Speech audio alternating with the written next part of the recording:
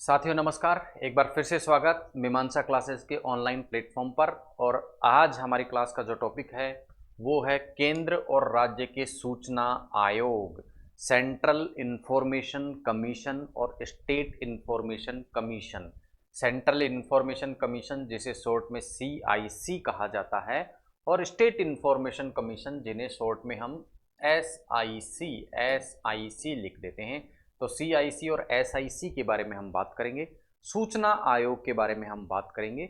सूचना आयोग जैसा कि आप सभी लोगों को मालूम है कि भारत में RTI right to information act है, उसको लागू किया गया है। तो उसका तात्पर्य है प्रत्येक व्यक्ति को सरकारी कामकाज से संबंधित सूचना प्राप्त करने का क्या होगा, अधिकार होगा।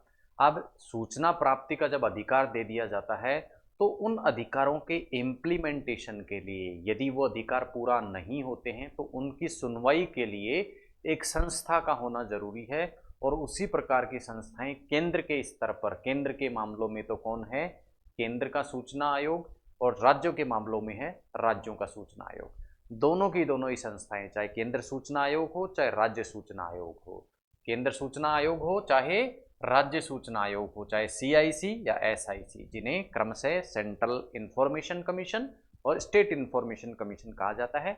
CIC की जो स्थापना होती है वो भी एक एक्ट के माध्यम से होती है, यानी अधिनियम के माध्यम से होती है, और SIC की स्थापना भी RTI एक्ट के माध्यम से होती है। RTI act, right to information act, right to information act, दोनों की स्थापना चूंकि एक एक्ट के माध्यम से हुई है, अधिनियम के माध्यम से हुई है, अतः ये किस प्रकार के संस्थाएं हैं, ये स्टैच्यूटरी बॉडी है। स्टैच्यूटरी बॉडी मतलब सांविधिक संस्थाएं। तो कौन सी होती हैं सांविधिक संस्थाएं? ऐसी संस्थाएं जो संसद या राज्य के विधानमंडल के किसी एक्ट या अधिनियम के तहत स्थापित होती है। और चूंकि ये RTI एक्ट से स्थापित हुई है तो ये क्या है, सांविधिक निकाय है, स्टैच्यूटरी बॉडी है। पहली बात तो ये हुई।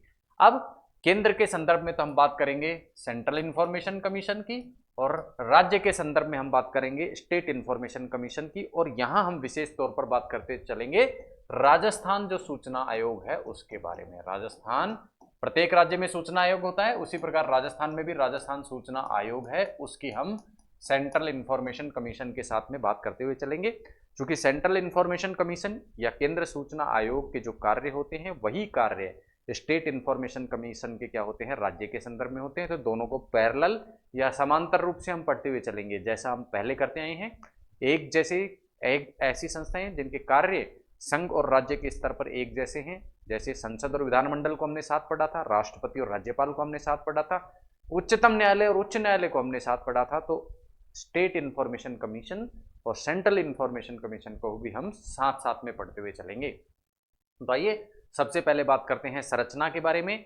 तो एक तरफ तो हम देखेंगे सेंट्रल इंफॉर्मेशन कमीशन की संरचना, और दूसरी ओर हम देखने वाले हैं स्टेट इंफॉर्मेशन कमीशन। और स्टेट इंफॉर्मेशन कमीशन भी कौन सा, राजस्थान का स्टेट इंफॉर्मेशन कमीशन, उसकी संरचना, उसकी नियुक्ति, और नियुक्ति के लिए जो चयन समिति होती है उसके बारे में यदि हम बात करें।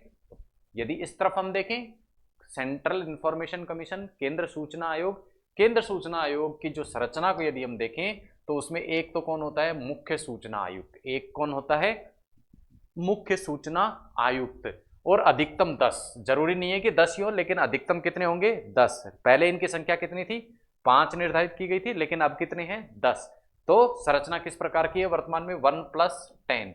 एक तो क्या हो गया, मुख्य सूचना आयुक्त, और बाकी के 10 क्या हो गए, सूचना आयुक्त। ये हुई किसकी, सेंट्रल इंफॉर्मेशन कमीशन की संरचना। और सेम संरचना किसकी है, चूंकि दोनों ही RTI एक्ट स्थापित हैं तो स्टेट इंफॉर्मेशन कमीशन जो होता है उसमें भी क्या होता है, एक तो क्या होता है मुख्य सूचना आयुक्त, और बाकी के 10 क्या होते हैं, सूचना आयुक्त।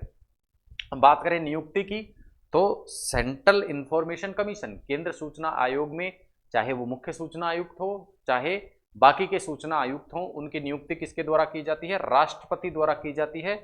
और राष्ट्रपति कैसे करता है, एक चयन समिति इसके लिए सिफारिश देती है, कुछ नामों की अनुशंसा करती है, उसके आधार पर राष्ट्रपति क्या करता है, नियुक्ति करता है। इसी प्रकार जो राज्य के इंफॉर्मेशन कमीशन होते हैं, राज्य सूचना आयोग जो होते हैं, उनमें नियुक्ति किसके द्वारा की जाती है, राज्यपाल के द्वारा की जाती है। और राज्यपाल भी ये नियुक्ति एक चयन समिति की सिफारिश पर करता है। तो आइए देखते हैं इस चयन समिति में कौन कौन लोग होते हैं। यदि सेंट्रल इंफॉर्मेशन कमीशन, केंद्र सूचना आयोग के विषय में हम देखें तो जो चयन समिति यानी सेंट्रल इंफॉर्मेशन कमीशन में सूचना आयुक्त और मुख्य सूचना आयुक्त का चयन करने के लिए जो चयन समिति बनती है, उनकी नियुक्ति के लिए उस चयन समिति का जो अध्यक्ष होता है तो वो तो स्वयं प्रधानमंत्री होता है। सदस्य के रूप में लोकसभा में जो विपक्ष के नेता होते हैं वो सम्मिलित होते हैं। साथ ही साथ एक सदस्य होता है कोई भी कैबिनेट मंत्री जो कि प्रधानमंत्री द्वारा नामित किया जाता है। इसके अलावा यहाँ एक विशेष व्यवस्था की गई कि यदि लोकसभा में विपक्ष का नेता या विधानसभा में विपक्ष का नेता नहीं हो तो जो सबसे बड़ा विपक्षी दल होता है उसके नेता को लोकसभा के नेता, विपक्ष के नेता के रूप में मान लिया जाता है। राज्य के सूचना आयोग है, उसकी चयन समिति के बारे में बात करें तो उस चयन समिति का जो अध्यक्ष होता है वो तो राज्य का चीफ मिनिस्टर होता है। विधानसभा में जो विपक्ष का नेता होता है वो इसका सदस्य होता है और एक चीफ मिनिस्टर द्वारा कैबिनेट मंत्री भी इस चयन समिति का सदस्य होता है। तो ये थी सेंट्रल इंफॉर्मेशन कमीशन और स्टेट इंफॉर्मेशन कमीशन की संरचना, उनकी नियुक्ति का तरीका और नियुक्ति के लिए जो चयन समिति बनाई जाती है उसकी संरचना। आगे चलते हैं और देखते हैं शपथ के बारे में। राज्य केंद्र के स्तर पर जो मुख्य सूचना आयुक्त और बाकी के सूचना आयुक्त हैं वो शपथ लेते हैं किसके समक्ष? राष्ट्रपति के समक्ष। जबकि स्टेट इंफॉर्मेशन कमीशन में जो सूचना आयुक्त और मुख्य सूचना आयुक्त होते हैं वो किसके समक्ष शपथ लेते हैं? राज्यपाल के समक्ष शपथ लेते हैं। अब क्या किसी प्रकार की योग्यताएं भी बताई गई हैं कि स्टेट इंफॉर्मेशन कमीशन या सेंट्रल इंफॉर्मेशन कमीशन में किसी व्यक्ति को सूचना आयुक्त या मुख्य सूचना आयुक्त के रूप में यदि नियुक्ति लेनी है तो उसमें क्या क्या योग्यताएं होनी चाहिए? इसके लिए बताया गया है कि उन व्यक्तियों को, जिस व्यक्ति को सूचना आयुक्त या मुख्य सूचना आयुक्त के रूप में नियुक्ति दी जानी है, उन व्यक्तियों को या तो कानून का या विज्ञान का या तकनीकी का या सामाजिक सेवा का या प्रबंधन का या पत्रकारिता का या शासन का या प्रशासन का क्या होना चाहिए? ज्ञान होना चाहिए। और उस ज्ञान के साथ में उसे सार्वजनिक जीवन में श्रेष्ठ व्यक्ति होना चाहिए। ये क्या होना चाहिए? उसमें योग्यता होनी चाहिए। इसके अतिरिक्त उस व्यक्ति को ना तो एमपी होना चाहिए, ना एमएलए होना चाहिए, ना ही वो किसी लाभ के पद पर कार्यरत होना चाहिए और ना ही वो किसी राजनीतिक दल का सदस्य हो, ना ही किसी प्रकार का व्यवसाय या प्रोफेशन वो व्यक्ति करता हो, तभी उसे सूचना आयुक्त या मुख्य सूचना आयुक्त के पद पर नियुक्ति की जा सकती है। और ऐसी की ऐसी योग्यताएं किसके संदर्भ में रखी गई हैं? स्टेट इंफॉर्मेशन कमीशन के संदर्भ में भी रखी गई हैं। दोनों के संदर्भ में यदि चाहे राज्य सूचना आयोग में चाहे केंद्र के सूचना आयोग में नियुक्ति पानी है तो ये सब योग्यताएं उस व्यक्ति में होनी चाहिए, तभी उसको नियुक्ति मिलेगी, अन्यथा नहीं। नेक्स्ट हम देखते हैं पदावधि। केंद्र के सूचना आयोग में यदि कोई व्यक्ति मुख्य सूचना आयुक्त या सूचना आयुक्त के पद पर नियुक्ति पाता है तो उसकी पदावधि या उसका कार्यकाल होगा 3 वर्ष या फिर वो व्यक्ति 65 वर्ष का हो जाए तब तक। सेम किसमें है? स्टेट इंफॉर्मेशन कमीशन में भी या तो 3 वर्ष या 65 वर्ष। पहले ये जो पदावधि निर्धारित थी वो कितनी थी? 5 वर्ष, लेकिन बाद में इसको संशोधित करके कितना कर दिया गया है? 3 वर्ष। तो कुछ किताबों में आपको 5 वर्ष भी ये लिखा मिल सकता है। यदि पुरानी किताबें हैं, अपडेट नहीं हुई है, तो वहाँ आपको 5 वर्ष लिखा मिल सकता है। उसमें आपको कंफ्यूज नहीं होना है। वर्तमान में जो अवधि है वो कितनी है? 3 वर्ष है। क्या सूचना आयुक्त या मुख्य सूचना आयुक्त के रूप में रहा व्यक्ति किसी अन्य जगह कार्य कर सकता है अपने रिटायरमेंट के बारे में? तो इसके बारे में क्या उपबंध किए गए हैं कि जो मुख्य सूचना आयुक्त रह चुका कोई व्यक्ति है वो अपने रिटायरमेंट के बाद में अन्य किसी पद पर कार्य नहीं कर सकता। जबकि सूचना आयुक्त रहा हुआ जो व्यक्ति है वो या तो उसी राज्य के सूचना आयोग में मुख्य सूचना आयुक्त के रूप में कार्य कर सकता है या फिर अन्य राज्य के सूचना आयोग में क्या कर सकता है? मुख्य सूचना आयुक्त के रूप में या केंद्र के सूचना आयोग में क्या कर सकता है? कार्य कर सकता है। जबकि सेंट्रल इंफॉर्मेशन कमीशन में जो सूचना आयुक्त रहा है वो व्यक्ति क्या कर सकता है? सेंट्रल इंफॉर्मेशन कमीशन में क्या कर सकता है? मुख्य सूचना आयुक्त के रूप में कार्य कर सकता है। लेकिन कुल मिला के ये सारा कार्यकाल, चाहे वो सूचना आयुक्त के रूप में हो चाहे मुख्य सूचना आयुक्त के रूप में हो, उसका कुल कार्यकाल 5 वर्ष से अधिक नहीं होना चाहिए। ऐसी शर्त यहाँ अधिरोपित की गई है। तो ये बात हुई पदावधि के बारे में। नेक्स्ट हम बात करते हैं इनको पद से हटाने के बारे में कि यदि सेंट्रल इंफॉर्मेशन कमीशन या स्टेट इंफॉर्मेशन कमीशन के जो सूचना आयुक्त या मुख्य सूचना आयुक्त है उनको यदि पद से हटाना हो तो किस प्रकार की प्रक्रिया को अपनाया जाएगा? क्या प्रक्रिया जो है, क्या जो आधार हैं उनसे उसको अपने पद से हटाया जा सकता है? सबसे पहले यदि वो व्यक्ति क्या हो गया हो, दिवालिया घोषित कर दिया गया हो, या फिर क्या हो, वो स्वस्थ या मानसिक रूप से, स्वास्थ्य के हिसाब से या मानसिक हिसाब से क्या हो, अक्षम घोषित कर दिया गया हो, या उसने ऐसा कोई कार्य कर दिया हो जो नैतिक पतन की श्रेणी में आता हो, ठीक है, नैतिक पतन की श्रेणी का कोई अपराध उसने कर दिया हो, या संवेतन कार्य में रत हो, यानी अपने प्रोफेशन के अलावा, सूचना आयुक्त रहने के अलावा वो अन्य किसी प्रोफेशन में वेतन के साथ में क्या हो, लगा हुआ हो, वेतन लेके कार्य करता हो, या कोई अन्य वित्तीय या लाभ ग्रहण करता हो जो उसके कर्तव्य को क्या कर दे, प्रभावित कर दे, या वो कदाचार का क्या हो, दोषी हो। कदाचार के अंतर्गत क्या कहा गया है इसमें, कदाचार किसको माना गया है, केंद्र सरकार के किसी भी कॉन्ट्रैक्ट से यदि वो लाभ प्राप्त करता है तो वो कदाचार की श्रेणी में आता है। तो ये जो 5 श्रेणियां हैं, इनमें से किसी भी प्रकार की स्थिति यदि होती है तो राष्ट्रपति क्या कर सकता है, मुख्य सूचना आयुक्त, किसके, केंद्र सूचना आयोग के मुख्य सूचना आयुक्त और सूचना आयुक्तों को अपने पद से हटा सकता है। लेकिन यदि कदाचार के मामले में हटाया जा रहा है, कदाचार क्या बताया है यहाँ पे, कदाचार है किसी कॉन्ट्रैक्ट से ये लाभ प्राप्त करता है, केंद्र सरकार के किसी कॉन्ट्रैक्ट से क्या करता है, लाभ प्राप्त करता है, उस कदाचार का यदि ये दोषी है तो इस मामले में दोषी होने पर राष्ट्रपति जब उसे पद से हटाएगा तो राष्ट्रपति इस मामले को पहले क्या भेजेगा, सुप्रीम कोर्ट को भेज के इस मामले की जांच कराएगा कि ये मामला सही है या नहीं। और इसी प्रकार से राज्य के जो सूचना आयोग हैं उनके सूचना आयुक्त और मुख्य सूचना आयुक्त को अपने पद से हटाया जा सकता है। और यहां हटाएगा कौन, राज्यपाल। वहां हटा कौन रहा था, राष्ट्रपति। जबकि यहां कौन हटाएगा, राज्य सूचना आयोग के सूचना आयुक्त और मुख्य सूचना आयुक्त को हटाने वाला जो व्यक्ति होगा वो कौन होगा, राज्यपाल होगा। आधार ये कि यही होंगे। इसी प्रकार के आधारों पर क्या किया जा सकता है, उसे अपने पद से हटाया जा सकता है। कदाचार के आधार पर यदि हटाया जाएगा तो यहां भी उससे क्या किया जाएगा, जांच करवाई जाएगी। उससे पहले, कदाचार के मामले में हटाने से पहले जांच करवाई जाएगी। नेक्स्ट है वेतन भत्ते और सेवा शर्तें। स्टेट इंफॉर्मेशन कमीशन, केंद्र सूचना आयोग जो है, चाहे वो मुख्य सूचना आयुक्त हो चाहे आयुक्त हो, उनके जो वेतन भत्ते और सेवा शर्तें हैं वो किसके बराबर होंगी, सुप्रीम कोर्ट का जो जज है उसके बराबर होंगी। और उनमें उनकी पदावधि के दौरान किसी प्रकार का अलाभकारी परिवर्तन नहीं किया जाएगा। जबकि राज्य सूचना आयोग के जो सदस्य हैं, अर्थात मुख्य सूचना आयुक्त और सूचना आयुक्त, दोनों के जो वेतन भत्ते होंगे वो सुप्रीम कोर्ट के जज के समान ही होंगे। ध्यान रखना, हाई कोर्ट के जज के समान नहीं, सुप्रीम कोर्ट के जज के समान ही होंगे। किसके, मुख्य चुनाव आयुक्त के वेतन भत्ते। जबकि जो मुख्य सूचना आयुक्त के जो वेतन भत्ते हैं वो तो सुप्रीम कोर्ट जज के समान होंगे। जबकि जो अन्य सूचना आयुक्त हैं, अन्य इंफॉर्मेशन कमिश्नर्स हैं, उनके जो वेतन भत्ते होंगे वो राज्य सरकार का जो चीफ सेक्रेटरी होगा उसके बराबर होंगे, उसके समान होंगे। और इनकी पदावधि में किसी प्रकार का अलाभकारी परिवर्तन इनमें नहीं किया जा सकता। अब चाहे वो राज्य का सूचना आयोग हो चाहे केंद्र का सूचना आयोग हो, वो एक रिपोर्ट प्रतिवर्ष किसके समक्ष पेश करता है, केंद्र सरकार के समक्ष पेश करता है। कौन, सेंट्रल इंफॉर्मेशन कमीशन तो केंद्र सरकार के समक्ष, और स्टेट इंफॉर्मेशन कमीशन राज्य सरकार के समक्ष।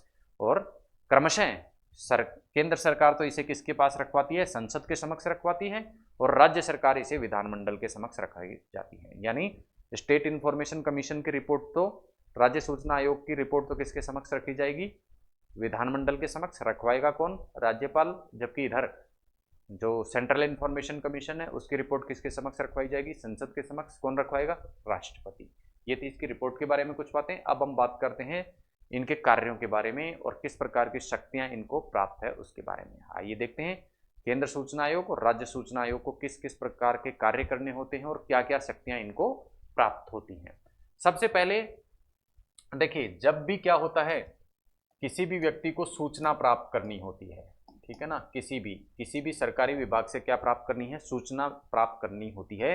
तो सूचना के लिए उसको एक क्या लगानी पड़ती है, आरटीआई लगानी पड़ती है। क्या लगानी पड़ती है, राइट टू इन्फॉर्मेशन के लिए एक प्रार्थना पत्र पेश करना होता है। वो प्रार्थना पत्र किसको पेश करना होता है, किसी भी सरकारी विभाग को, ठीक है। अब सरकारी विभाग में चाहे कोई सा भी सरकारी विभाग हो, उस सरकारी विभाग में सूचना देने के लिए एक अधिकारी लगाया गया होता है और उस अधिकारी का नाम होता है लोक सूचना अधिकारी। क्या नाम होता है, लोक सूचना अधिकारी। अब ये लोक सूचना अधिकारी किसी भी व्यक्ति को मांगे जाने पर क्या देता है, सूचना प्रदान करता है। लेकिन यदि ये लोक सूचना अधिकारी सूचना प्रदान नहीं करता है या ऐसी सूचनाएं प्रदान करता है जिससे मांगने वाला व्यक्ति क्या नहीं है, सेटिस्फाई नहीं है, संतुष्ट नहीं है, तो क्या किया जाता है, इस लोक सूचना अधिकारी के विरुद्ध अपील लेके कहा जा सकता है। कोई भी व्यक्ति केंद्र सरकार के मामलों में तो केंद्र से संबंधित मामलों में भी, केंद्र सरकार के जो मंत्रालय विभाग हैं उनसे संबंधित मामले तो कहाँ लेके जा सकता है, केंद्र सूचना आयोग में, और राज्य से संबंधित है तो राज्य के सूचना आयोग में जा सकता है। यानी लोक सूचना अधिकारी द्वारा जो निर्णय किया गया है उसके विरुद्ध अपील लेके कहाँ जाया जा सकता है, कोई भी व्यक्ति कहाँ पहुंच सकता है, स्टेट इंफॉर्मेशन कमीशन या सेंट्रल इंफॉर्मेशन कमीशन में जा सकता है।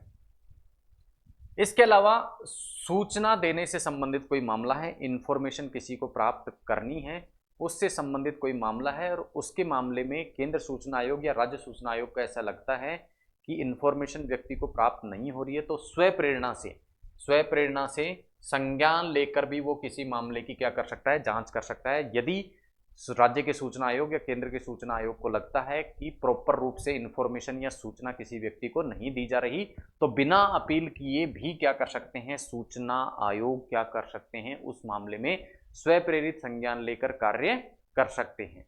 इसके अलावा इसे सिविल कोर्ट की शक्तियां प्राप्त होती हैं। सिविल कोर्ट की शक्तियां प्राप्त होती हैं, इसका तात्पर्य क्या है कि किसी भी व्यक्ति से ये दस्तावेज मंगवा सकता है, किसी व्यक्ति को अपने समक्ष उपस्थित होने के लिए क्या कर सकता है, आदेश दे सकता है, कह सकता है। इसके अतिरिक्त राज्य के सूचना आयोग और केंद्र के सूचना आयोग को ये अधिकार है कि वो किसी भी सरकारी संस्था के दस्तावेज और रिकॉर्डों की क्या कर सकता है, जांच कर सकता है। साथ ही यदि कोई ऐसा सरकारी विभाग है जहां पर लोक सूचना अधिकारी की क्या नहीं है, नियुक्ति नहीं की गई हो, वहां पर उस विभाग को राज्य सूचना आयोग और केंद्र सूचना आयोग क्या दे सकते हैं, आदेश दे सकते हैं कि लोक सूचना अधिकारी की नियुक्ति की जाए। तो ये कुछ कार्य थे। इसके अलावा भी कुछ और कार्य और शक्तियां हैं, उन पर भी हम डिस्कस करेंगे। इनको एक बार हम रिपीट कर लें वापस से। पहली चीज कि सूचना ना प्राप्त होने पर क्या की जा सकती है, अपील की जा सकती है सूचना आयोग में, नंबर 1। नंबर 2, लोक सूचना अधिकारियों की नियुक्ति के लिए क्या कर सकता है, निर्देश दे सकता है। नंबर 3, ये स्वप्रेरित संज्ञान लेकर भी किसी व्यक्ति को सूचना प्रदान करने में मदद कर सकता है। नंबर 4, इसे जो है सिविल कोर्ट की शक्तियां प्राप्त होंगी। नंबर 5, ये किसी भी सरकारी ऑफिस की क्या कर सकता है, रिकॉर्ड की जांच कर सकता है। आइए कुछ और कार्य और शक्तियों को देखें। इसके अलावा क्या कर सकता है, राज्य का सूचना आयोग हो चाहे केंद्र का सूचना आयोग हो, वो किसी भी सूचना का क्या कर सकता है, प्रकाशन करवा सकता है, प्रकाशन कर सकता है, किसी भी इंफॉर्मेशन को क्या कर सकता है, पब्लिश कर सकता है।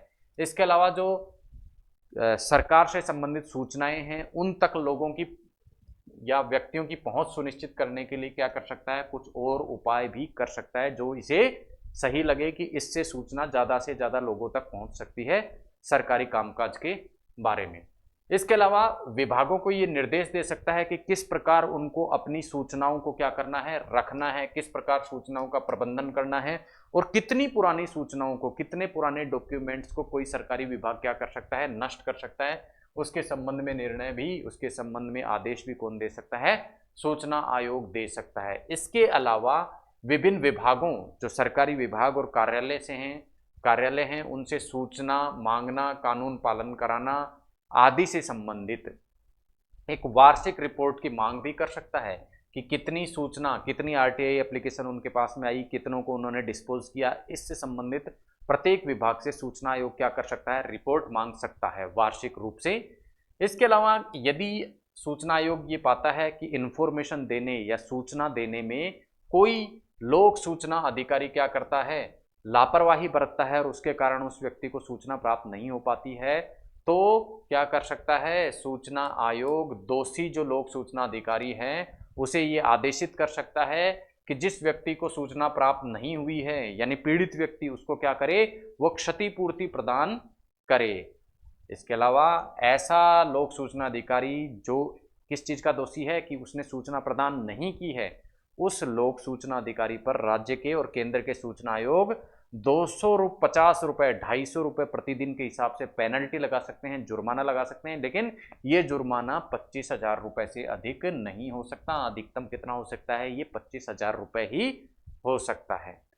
इसके अतिरिक्त सूचना आयोग या तो स्वयं को या अन्य लोक सूचना अधिकारी को जो सूचना हेतु प्रार्थना पत्र प्राप्त हुआ है उसको कर सकता है निरस्त। यानी सूचना आयोग को ये लगता है कि ये जो प्रार्थना पत्र है जो सूचना प्राप्त करने के लिए मांगा गया है वो उचित नहीं है, तो चाहे वो खुद को प्राप्त हो वो प्रार्थना पत्र या किसी लोक सूचना अधिकारी, किसी विभाग के लोक सूचना अधिकारी को प्राप्त हो, उसको निरस्त भी ये कर सकता है, उस प्रार्थना पत्र को निरस्त भी कर सकता है। तो ये कुछ अधिकार और शक्तियां थी। कुछ और अधिकार शक्तियों की यदि हम बात करें तो क्या है, यदि किसी विभाग में लोक सूचना अधिकारी नहीं है, ठीक है, तो देखिए प्रत्येक विभाग में यदि आरटीआई के माध्यम से सूचना मांगी जानी है तो वो किससे मांगी जानी होती है, लोक सूचना अधिकारी से। यदि किसी विभाग में लोक सूचना अधिकारी नहीं है तो कोई व्यक्ति किससे सूचना मांगेगा, उसके संदर्भ में क्या व्यवस्था है, यदि किसी विभाग में क्या नहीं है, लोक सूचना अधिकारी क्या नहीं है, उसका पद नहीं है, तो सीधे सूचना किससे मांगी जा सकती है, केंद्र सूचना आयोग या राज्य सूचना आयोग से मांगी जा सकती हैं। केंद्र सूचना आयोग या राज्य सूचना आयोग, स्टेट इंफॉर्मेशन कमीशन से कोई व्यक्ति सूचना मांग सकता है यदि क्या हो, लोक सूचना अधिकारी की नियुक्ति किसी विभाग में नहीं की गई हो। यदि वो विभाग केंद्र सरकार के संबंधित है तो केंद्र सूचना आयोग से क्या मांग ली जाएगी, सूचना मांग ली जाएगी, और यदि क्या है राज्य के सूचना आयोग से संबंधित है तो उस संदर्भ में शिकायत कौन लेगा, राज्य का सूचना आयोग लेगा।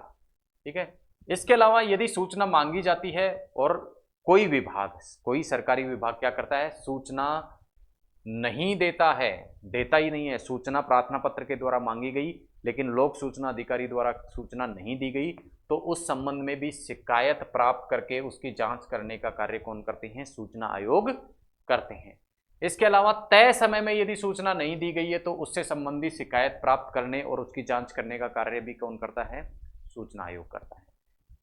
अधूरी सूचना दे दी, गलत सूचना दे दी, या ऐसी सूचना दी गई जिसके द्वारा भ्रम पैदा होता है, ऐसी सूचना किसी विभाग ने दे दी तो उसके संदर्भ में भी शिकायत कौन प्राप्त करेगा, सूचना आयोग प्राप्त करेगा और उसकी जांच करेगा। इसके अलावा शिकायत प्राप्त होती है ऐसी कि आरटीआई या इंफॉर्मेशन देने के लिए, सूचना देने के लिए जो शुल्क है वो अधिक मात्रा में वसूल किया, निर्धारित, एक आगे हम देखेंगे कि क्या क्या शुल्क निर्धारित किया गया है किसी सूचना के लिए। तो यदि निर्धारित शुल्क से अधिक राशि यदि सूचना देने के लिए किसी लोक सूचना अधिकारी ने वसूल कर ली तो उसके संबंध में शिकायत और जांच करने का कार्य भी क्या करेगा, शिकायत प्राप्त करना और उस शिकायत पर जांच करने का कार्य भी सूचना आयोग करता है। इसके अलावा सूचनाओं को प्राप्ति से संबंधित अन्य जितनी भी शिकायतें हैं उन सभी शिकायतों को प्राप्त करना और जांच करने का जो कार्य है वो भी सूचना आयोग के द्वारा किया जाता है। केंद्र से संबंधित मामलों में केंद्र सूचना आयोग और राज्य से संबंधित राज्य सूचना आयोग द्वारा ये कार्य किए जाते हैं। आप देखिए नोट नीचे लगाए हैं, तो ये सभी कार्य सीआईसी के भी हैं और एसआईसी के भी हैं, यानी केंद्र सूचना आयोग के भी हैं और राज्य सूचना आयोग के भी हैं। तो जैसे मैंने आपको बताया सीआईसी, तो ये मामले जब क्या हों, केंद्रीय जो मामले हैं, केंद्रीय मंत्रालय या केंद्र सरकार के अधीन आने वाले विभाग हैं या कार्यालय हैं, उनसे संबंधी मामले हो तो केंद्र सूचना आयोग ये कार्य करता है, और क्या हो, राज्य से संबंधित हो, राज्य सरकार से संबंधित हो तो राज्य सूचना आयोग इस मामले में कार्य करता है।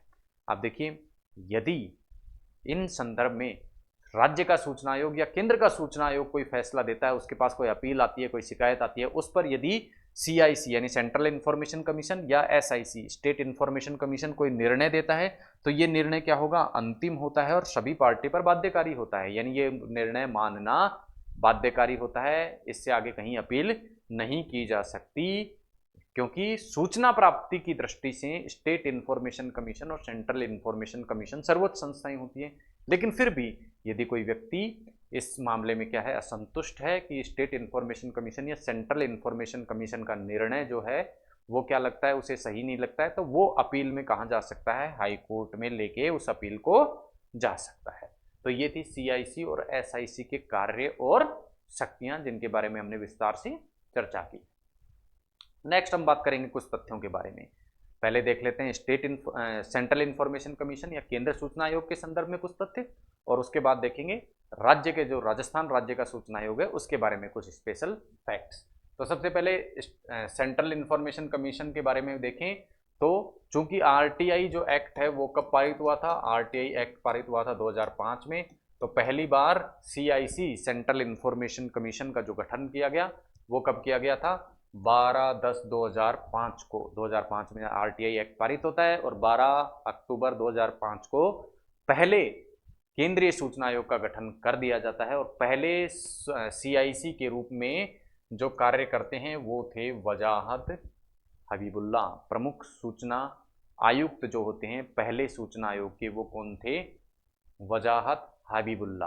पहली महिला मुख्य सूचना आयुक्त के रूप में जो कार्य करती हैं वो है सुषमा सिंह। सुषमा सिंह, सॉरी, पहला इंफॉर्मेशन कमीशन जो गठित हुआ सेंट्रल लेवल पर, उसके अध्यक्ष तो कौन से थे? वजाहत हबीबुल्ला। और उसकी पहली महिला जो सदस्य थी वो कौन थी? सुषमा सिंह। पहली महिला जो सीआईसी रही, पहली महिला जो कि सेंट्रल इंफॉर्मेशन कमीशन में क्या रही? प्रमुख सूचना आयुक्त रही, वो कौन थी? दीपक संधू। वर्तमान में जो सीआईसी कार्य कर रहा है, सूचना आयोग जो कार्य कर रहा है, वो 11वें नंबर का सूचना आयोग है जिसके अध्यक्ष हैं यशवर्धन सिंह, यानी मुख्य सूचना आयुक्त जो हैं अभी वर्तमान में सीआईसी में कौन है? यशवर्धन सिंह। और कुल सूचना आयुक्त जो फिलहाल कार्यरत हैं वो कितने हैं? 8 क्या हैं? कार्यरत हैं। अब सेंट्रल इंफॉर्मेशन कमीशन का गठन चूंकि किस एक्ट के तहत किया गया है? आरटीआई एक्ट के तहत किया गया है, तो निश्चित रूप से सीआईसी की जो संरचना है, केंद्र सूचना आयोग की जो संरचना है, वो भी कहाँ बताई गई होगी? आरटीआई एक्ट में ही बताई गई होगी। लेकिन कई बार परीक्षा में ये पूछ लिया जाता है आरटीआई एक्ट की कौन सी धारा में, कौन से सेक्शन में किसके बारे में बताया गया है? सीआईसी की संरचना के बारे में बताया गया है। तो सीआईसी की संरचना में जो आरटीआई एक्ट की धारा 12 या सेक्शन 12 है उसमें वर्णन किया गया है, उसमें बताया गया है। जबकि सीआईसी के जो कार्य और शक्तियां जो पिछली स्लाइड्स में हमने देखी हैं उनके बारे में जो वर्णन किया गया है वो आरटीआई एक्ट की धारा 18, धारा 19 और धारा 20 में किया गया है। तो ये थे सेंट्रल इंफॉर्मेशन कमीशन से संबंधित कुछ महत्वपूर्ण तथ्य जिनसे अक्सर परीक्षा में प्रश्न पूछ लिए जाते हैं। अब बात करते हैं हम राजस्थान सूचना आयोग के संदर्भ में। राजस्थान सूचना आयोग की जो संरचना, नियुक्ति, वो सब चीजें हम देख चुके हैं। अब कुछ स्पेशल तथ्यों के बारे में हम बात करेंगे जिनसे परीक्षा में प्रश्न पूछे जा सकते हैं। सबसे पहली चीज तो इसका गठन जो हुआ था वो कब हुआ था? 18/4/2006 को, ध्यान रखना है।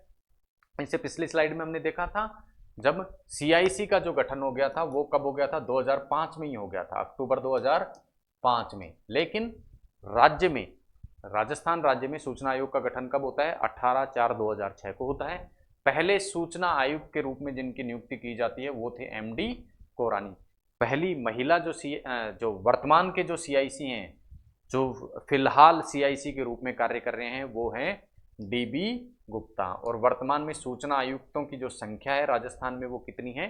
4 है।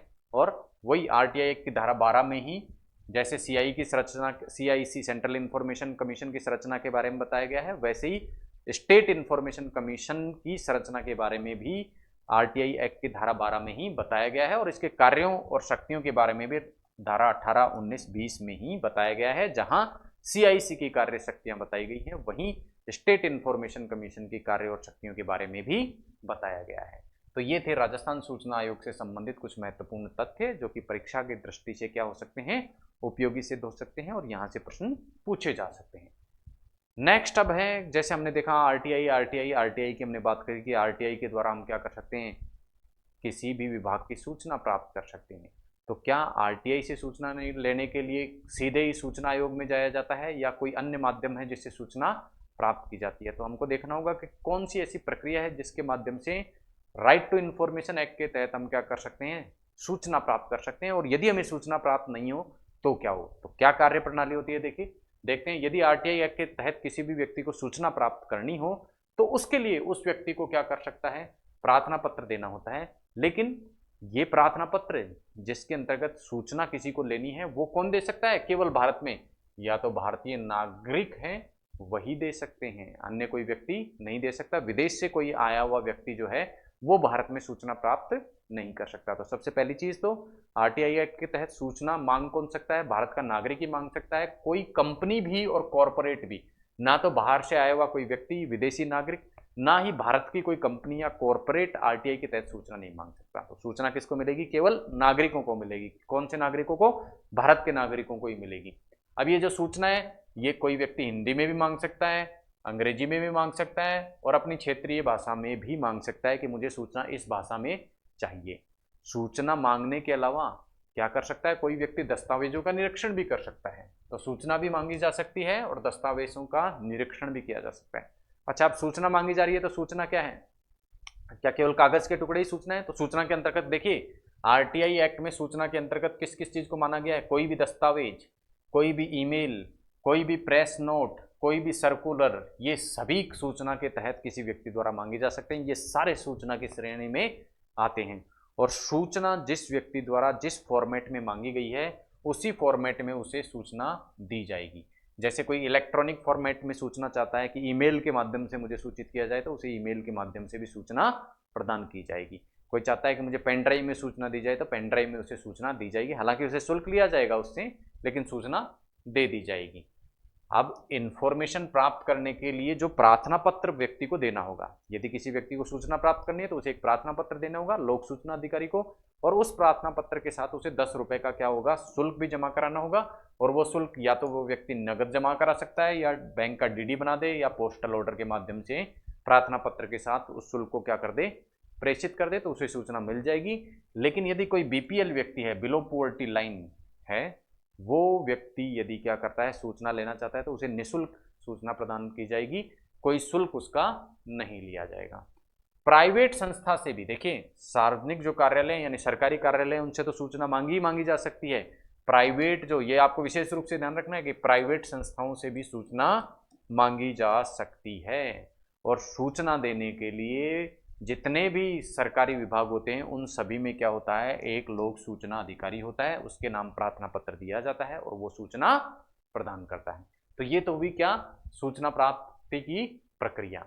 अब किसी ने प्रार्थना पत्र दे दिया, प्रार्थना पत्र किसके नाम दिया, लोक सूचना अधिकारी, जो फीस देनी थी वो भी लगा दी। अब कितनी अवधि के अंतर्गत, आज उसने एप्लीकेशन दी तो उसे सूचना कितने दिन में विभाग को प्रदान करनी होगी, तो उसके लिए आरटीआई एक्ट में निर्धारित किया गया है, यदि कोई व्यक्ति सूचना आरटीआई एक्ट के तहत सूचना लेने के लिए प्रार्थना पत्र देता है तो अधिकतम 30 दिवस के अंदर, यानी 1 दिन में भी मिल सकती है, 2 दिन में भी, 3 दिन में भी, 5 दिन में भी, लेकिन अधिकतम जिस व्यक्ति ने जिस तारीख को एप्लीकेशन रिसीव होगी विभाग के पास में, उस रिसीव होने की तारीख से लेकर 30 दिन के अंतर्गत, जैसे किसी व्यक्ति ने क्या किया, 1 तारीख को एप्लीकेशन दी, सपोज 24 तारीख को एप्लीकेशन दी, क्या दी, 24 तारीख को एप्लीकेशन दी, तारीख है मान लो 24 अक्टूबर 2022 को उसने एप्लीकेशन दी, विभाग के पास में ये पहुंची कब, मान लो 26 अक्टूबर को पहुंची, तो अब विभाग को एप्लीकेशन जो सूचना देनी होगी उसकी अवधि क्या होगी, 26 नवंबर 2022 तक क्या होगी, इन्फॉर्मेशन देनी होगी। यानी विभाग को जब आवेदन प्राप्त हो जाए उससे 30 दिन के अंदर अंदर क्या होगी, विभाग को सूचना मांगे जाने वाले व्यक्ति को देना होगी। लेकिन कोई ऐसी सूचना है, ऐसी सूचना है जिस पर किसी व्यक्ति का जीवन ही निर्भर है, यानी वो सूचना उसे ना मिली तो उस व्यक्ति की जान को खतरा हो जाएगा, तो ऐसी सूचना के लिए भाई कोई 30 दिन थोड़ी इंतजार करेगा कि 30 दिन बाद में सूचना दी जाएगी। उसके लिए क्या निर्धारित किया गया है कि 48 घंटे के अंदर अंदर, आरटीआई एक्ट में ऐसी कोई सूचना मांगी गई है जिससे किसी व्यक्ति की जीवन मृत्यु का मामला जुड़ा है, तो 48 घंटे के अंदर अंतर्गत वो सूचना उसे देनी होगी, 30 दिन के अंदर नहीं। अब इंफॉर्मेशन मिल गई, उस इंफॉर्मेशन को कोई व्यक्ति क्या पाता है, या तो अधूरा पाता है, या ऐसे लगता है उसे मेरे को इंफॉर्मेशन गलत दी गई है, यानी किसी भी तरीके से वो दी गई सूचना से क्या है, असंतुष्ट है। लोक सूचना अधिकारी ने जो सूचना दी है उससे यदि सूचना मांगने वाला व्यक्ति क्या है, असंतुष्ट है, या कोई लोक सूचना या तो अधूरी सूचना दे दे, या क्या है, कम सूचना दे, या किसी भी तरीके से आवेदक को लगे कि मुझे सूचना प्राप्त नहीं हुई है, या फिर लोक सूचना अधिकारी उसको सूचना देने से मना कर दे, उसके आवेदन को क्या कर दे, निरस्त कर दे, तो अब क्या कर सकता है, जो आवेदन करने वाला व्यक्ति है वो अपील लेके जा सकता है। उस अपील को क्या कहा जाएगा, प्रथम अपील। क्या कहा जाएगा, प्रथम अपील। और वो प्रथम अपील उसे कब करनी होगी, जब उसका आवेदन निरस्त किया गया है, या उसे जो सूचना दी गई है जिससे वो असंतुष्ट है, उस सूचना प्राप्ति के या आवेदन निरस्त होने की जो तारीख है उससे 30 दिन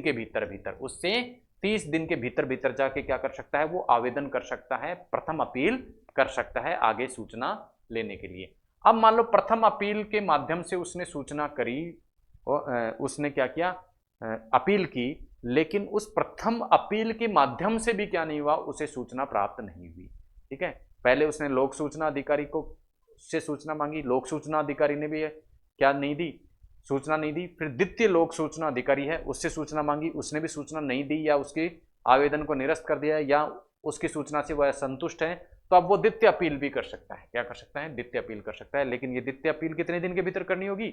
उसको सूचना प्राप्ति होने या उसका आवेदन निरस्त होने के 90 दिन के अंतर्गत। यानी प्रथम अपील तो 30 दिन के भीतर और द्वितीय अपील उसे कितने दिन के भीतर करनी होगी?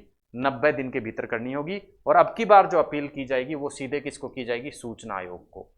सूचना आयोग को। यदि केंद्र सरकार से संबंधित मामला है तो केंद्र के सूचना आयोग को, राज्य सरकार से संबंधित मामला है तो राज्य के सूचना आयोग को क्या करनी पड़ेगी? उसको अपील करनी पड़ेगी।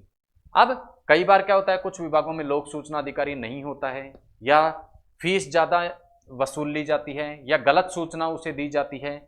गलत सूचना के आधार पर या सूचना देने से मना करने के आधार पर यदि किसी का आवेदन निरस्त किया जाता है तो व्यक्ति क्या कर सकता है? सीधे ही प्रथम और द्वितीय अपील करने की उसे जरूरत नहीं है, वो सीधे ही क्या जा सकता है? सूचना आयोग में अपनी शिकायत दर्ज कर सकता है, सूचना आयोग में जाके अपील कर सकता है।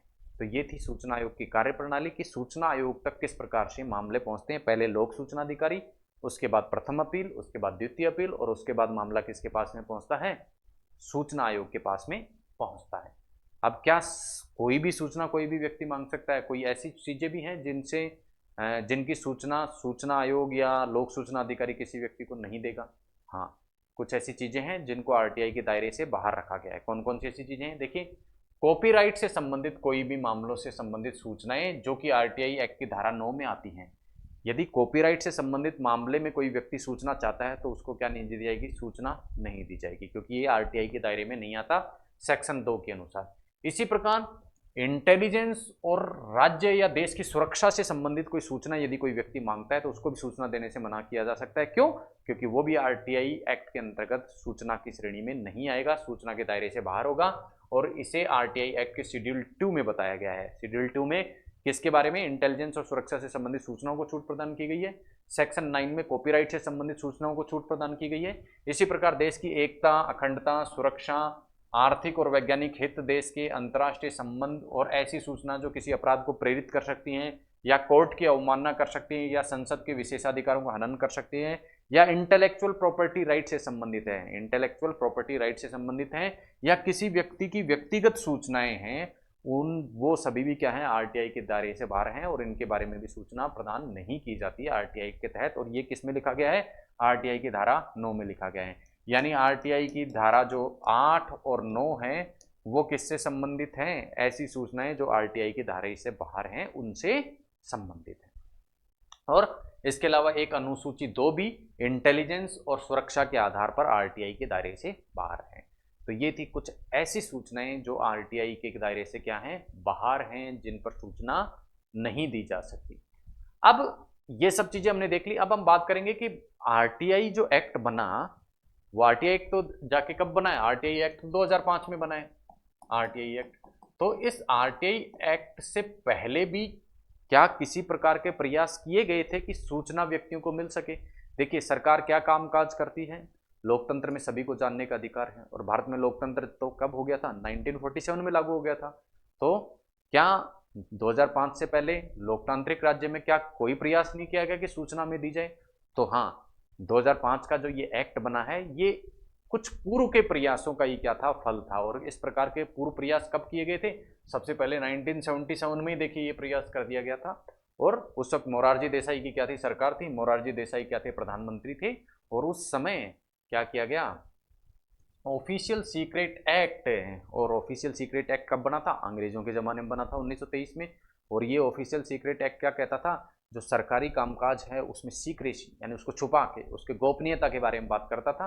तो चूंकि लोकतंत्र भारत बन चुका था तो 1977 में ये बात आई कि भाई इस ऑफिशियल सीक्रेट एक्ट की अब आवश्यकता नहीं है, क्योंकि उस वक्त अंग्रेज राज था तो वो चोरी छुप के कार्य करते थे। लोकतांत्रिक सरकार को किसी प्रकार के सीक्रेटली कार्य करने की जरूरत नहीं है। तो इस एक्ट का क्या किया जाए? रिव्यू किया जाए और इसको हटाया जाए।